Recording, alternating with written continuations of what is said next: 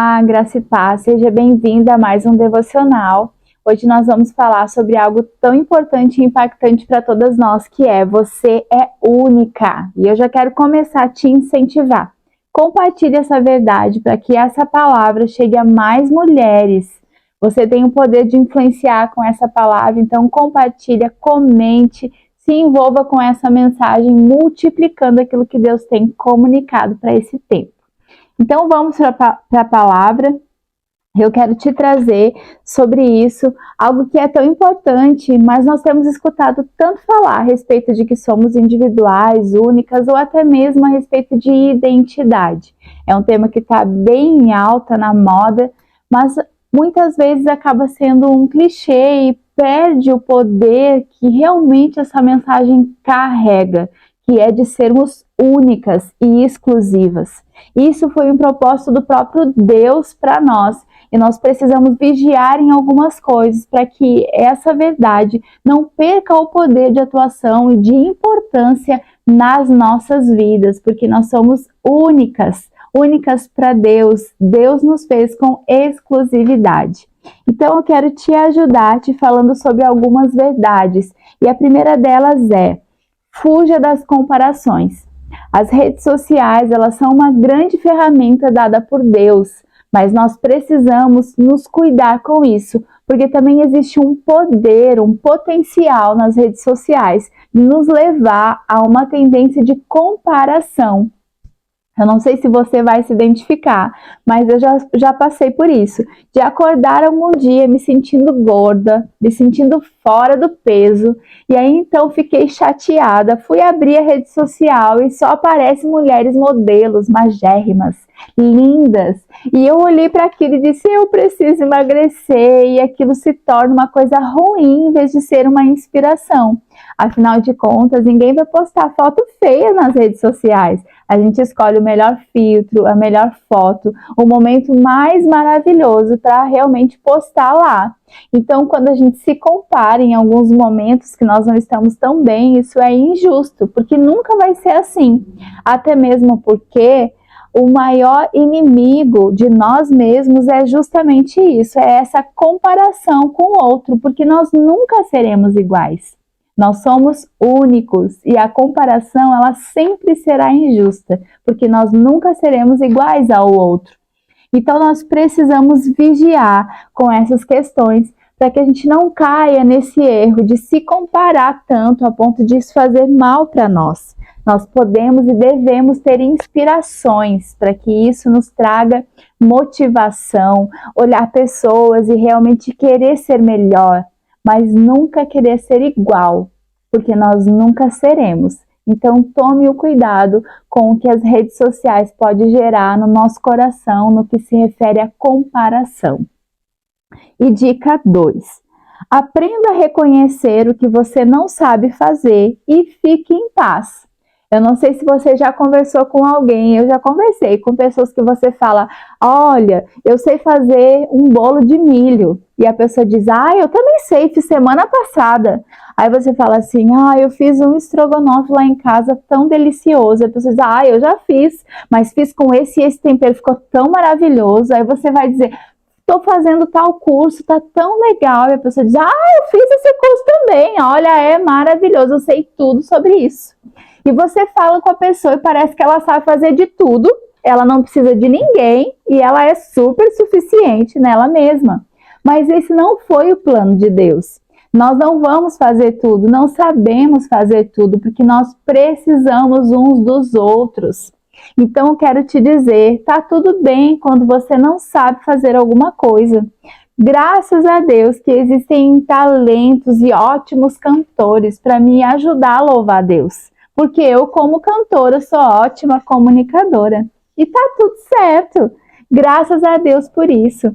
Eu quero te dizer que em algum momento eu fui pega nisso também. Logo que eu casei, meu marido não sabia fazer nada de comida. E eu fazia tudo. E ele gosta muito de comer bem, minha sogra cozinhava muito bem. E eu me lembro que isso massageava meu ego, eu me sentia tão importante, porque ele elogiava a minha comida, né? Então, me sentia, muito bem com isso. Mas quando ele começou a cozinhar, e graças a Deus que ele começou a cozinhar, aí vai de inspiração para os homens que estão assistindo também, né? Ele começou a cozinhar e começou a pegar gosto. E começou a cozinhar melhor do que eu. Aí quando ele fazia comida, ele era mais elogiado do que eu. E eu comecei a pensar assim, agora eu tô perdendo o posto. E aquilo começou a me incomodar. Daqui a pouco eu caí em mim, eu disse, quer saber? Isso é muito bom. Eu tô sendo acrescentada, aliviada, que coisa boa. E isso foi liberdade para mim. Mas eu podia ter ficado naquela chateação e ter deixado de desfrutar da leveza, da paz, que é eu ter ele para me servir ali com aquilo. Então, quero te incentivar a não se permitir querer carregar esse peso de fazer tudo, de ser sempre você para fazer tudo. Sabe, isso tudo nos leva a uma tendência muito ruim, que é de suprir a expectativa de outras pessoas. E isso é uma escravidão, nós ficamos escravos de suprir a expectativa que os outros colocam em cima de nós. E o contrário também é verdadeiro. Nós colocamos uma expectativa elevada nas pessoas e achamos que elas têm a obrigação de suprir. Mas sabe, a nossa expectativa é problema nosso, a expectativa do outro é problema dele e não nosso. E onde que nós encontramos essa referência? Na vida de Jesus.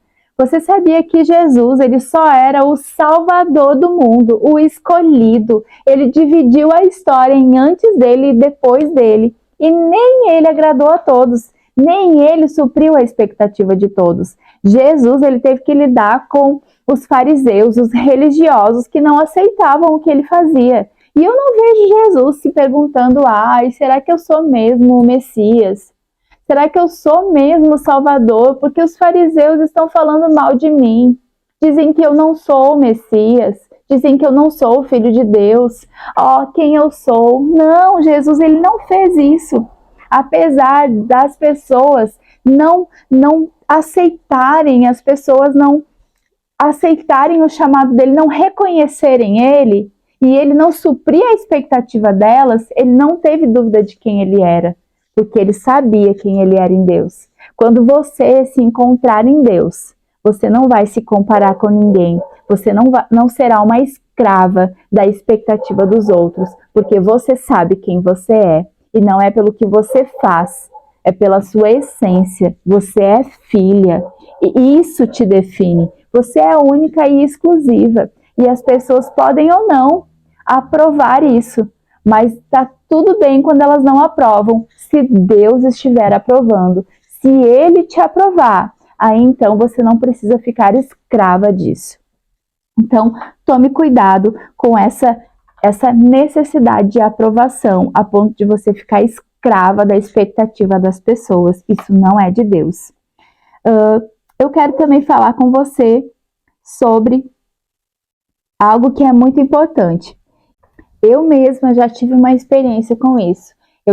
Passei por um momento, logo no início do meu chamado, na questão mesmo de auxiliar o meu esposo no pastoreio.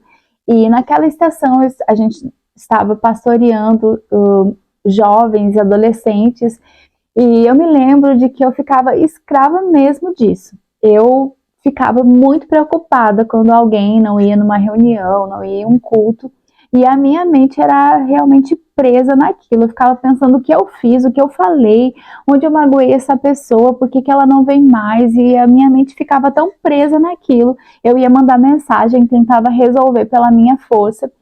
E eu fazia muito isso, até que o Espírito Santo comunicou no meu coração. Essas pessoas não são suas, elas são minhas. E você não pode carregar um peso, um fardo que não é seu. Eu é quem cuido delas. A sua responsabilidade termina quando começa a delas de me obedecer.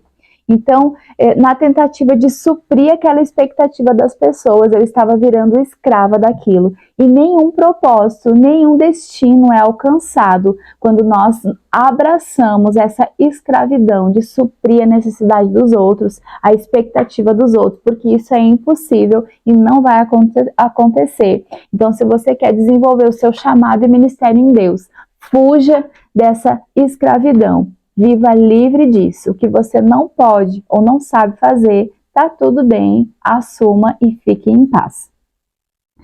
Eu também quero trazer para você o texto que está lá em Salmo 139, mas antes eu quero ler uma frase desse livro que é poderosa demais, que fala assim: quero que você esteja desperta para levantar como uma leoa e andar na sua expressão particular do que isso significa. Só você e Deus podem definir como será essa leoa quando ela estiver totalmente desperta em você.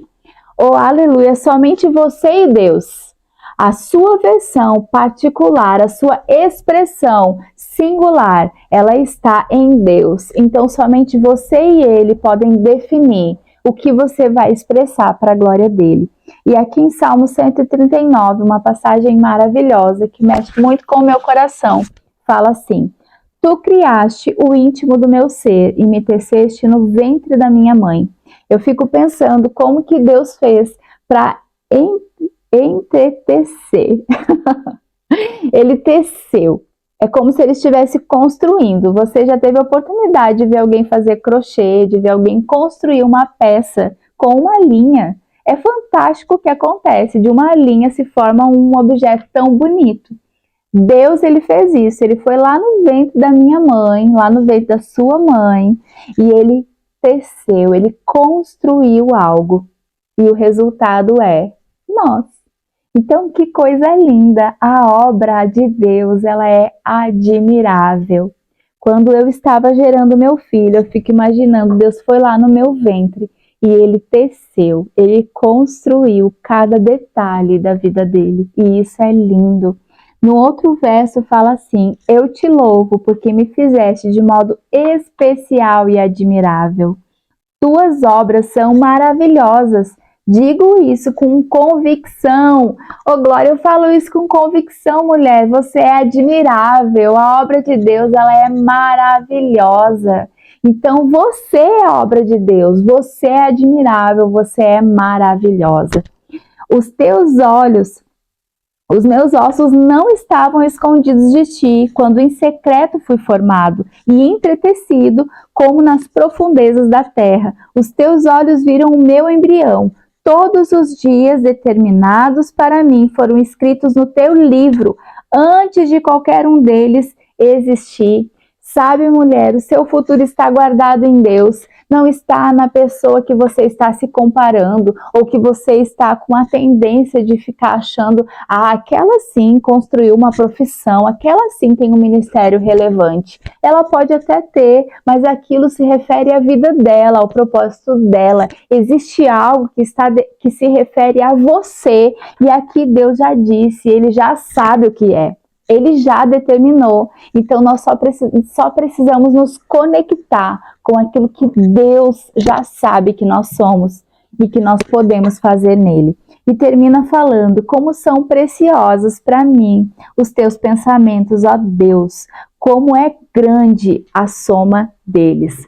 Eu lembro de Jeremias que fala que os pensamentos de Deus, eles são bons ao nosso respeito, eles são grandiosos. Deus tem bons pensamentos sobre você, porque Deus não faz nada ruim, ele é bom e tudo que ele faz é bom. Então, eu quero te inspirar. Às vezes você pode ser tentada a pensar: ah, mas a Joyce Meyer, ela é tão influente, tão poderosa, que ministério maravilhoso. Mas sabe, mulheres, a multidão dela é dela. A sua multidão pode ser uma ou duas pessoas, mas é sobre você, é a sua multidão. Se o mundo fosse todo de Joyce Meyer, seria sem graça, porque a graça está em nós nos completarmos na diversidade, no ser única e exclusiva, porque Deus te fez uma obra maravilhosa e admirável. Essa é a verdade que você carrega, então levante isso na sua consciência. Não fique cedendo, não seja levado por uma onda de comparação, de escravidão por expectativa dos outros, mas seja assim posicionada nessa verdade, porque você é maravilhosa, admirável e única. Eu amo você, viva na prática dessa palavra e um beijo no seu coração.